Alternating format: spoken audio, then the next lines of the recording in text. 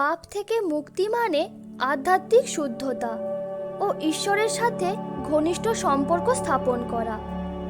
এটি শুধুমাত্র ঈশ্বরের করুণায় এবং বিশ্বাসের মাধ্যমে সম্ভব।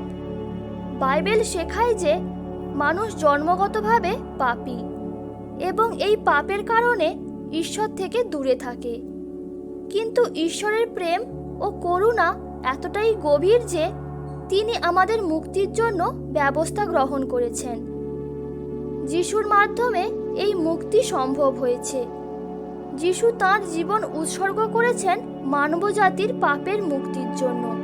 তার আত্মত্যাগের ফলে আমরা পাপের শৃঙ্খল থেকে মুক্তি হতে পারি। এই মুক্তি অর্জনের জন্য আমাদের প্রথমে বিশ্বাস করতে হবে যিশুর উপর এবং তাঁর শিক্ষা অনুসরণ করতে হবে। বাইবেল আরও বলে যে পাপ থেকে মুক্তির পর আমাদের জীবন শুদ্ধ ও ন্যায়নিষ্ঠ হতে হবে। এটি শুধুমাত্র বাহ্যিক আচরণের পরিবর্তন নয়, বরং অন্তরের পরিবর্তনও। আন্তরিক প্রার্থনা, ঈশ্বরের সাথে নিয়মিত যোগাযোগ এবং সৎ জীবনযাপন আমাদের পাপ মুক্ত রাখে। এইভাবে পাপ থেকে মুক্তি আমাদের জীবনে শান্তি, আনন্দ ও ঈশ্বরের আশীর্বাদ নিয়ে আসে এবং পাপ হইতে স্বাধীনীকৃত হইয়া তোমরা ধার্মিকতার দাস হইয়াছ।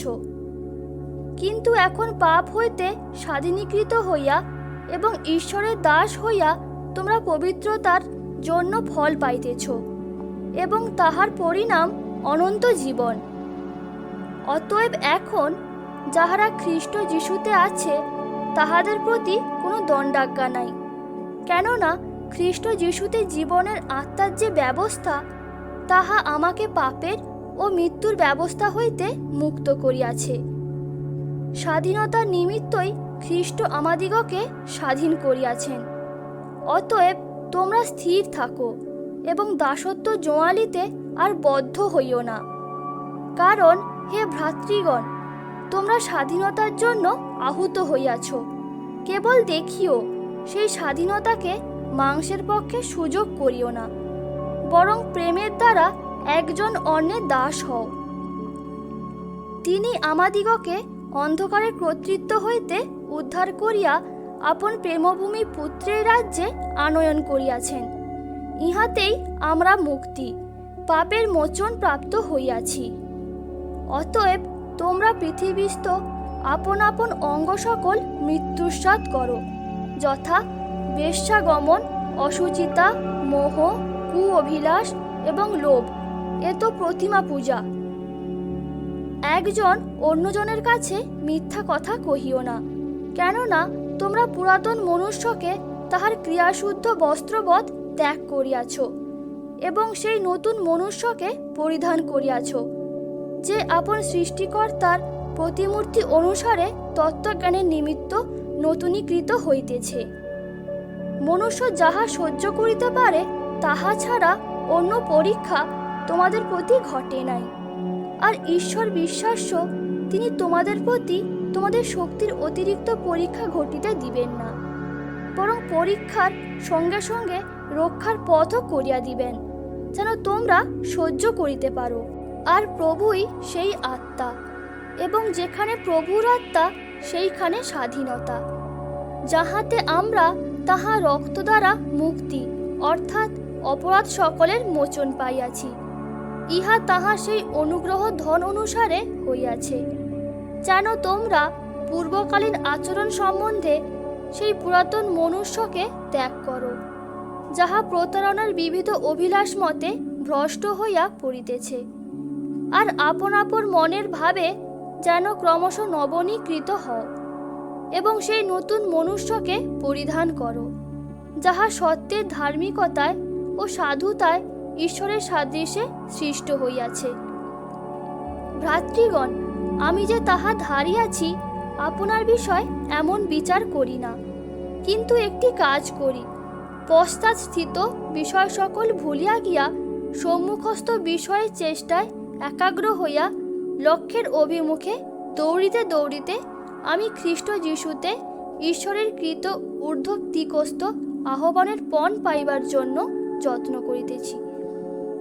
ভালো, সেই সন্তানগণ যখন রক্ত মাংসের ভাগী, আর তিনি আপনিও তদ্রূপ তাহার ভাগী হইলেন, যেন মৃত্যু দ্বারা মৃত্যুর কর্তৃত্ব বিশিষ্ট ব্যক্তিকে অর্থাৎ দিয়াবলকে শক্তিহীন করেন, এবং যাহারা মৃত্যুর ভয়ে যাবজ্জীবন দাসত্বের অধীন ছিল তাহাদিগকে উদ্ধার করেন। তবে যিনি অনন্তজীবী আত্মা দ্বারা নির্দোষ বলিরূপে আপনাকেই ঈশ্বরের উদ্দেশ্যে উৎসর্গ করিয়াছেন, সেই খ্রিস্টের রক্ত তোমাদের সংবেদকে মৃত ক্রিয়াকলাপ হইতে কত অধিক নিশ্চয় সূচনা করিবে, যেন তোমরা জীবন্ত ঈশ্বরের আরাধনা করিতে পারো। অতএব তোমরা সকল অসুচিতা এবং দুষ্টতার উচ্ছ্বাস ফেলিয়া দিয়া মৃদুভাবে সেই রোপিত বাক্য গ্রহণ করো, যাহা তোমাদের প্রাণের পরিত্রাণ সাধন করিতে পারে। কিন্তু যিনি তোমাদিগকে আহ্বান করিয়াছেন, সেই পবিত্রতমের ন্যায় আপনারাও সমস্ত আচার ব্যবহারে পবিত্র হও, কেননা লেখা আছে, তোমরা পবিত্র হইবে, কারণ আমি পবিত্র। এবং যিনি বিশ্বস্ত সাক্ষী, মৃতগণের মধ্যে প্রথমজাত ও পৃথিবীর রাজাদের কর্তা, সেই যীশু খ্রিস্ট হইতে অনুগ্রহ ও শান্তি তোমাদের প্রতি বর্তুক, যিনি আমাদিগকে প্রেম করেন ও নিজ রক্তে আমাদের পাপ হইতে আমাদিগকে মুক্ত করিয়াছেন। যে জয় করে তাহাকে আমার সহিত আমার সিংহাসনে বসিতে দিব, যেমন আমি আপনি জয় করিয়াছি এবং আমার পিতার সহিত তাহার সিংহাসনে বসিয়াছি।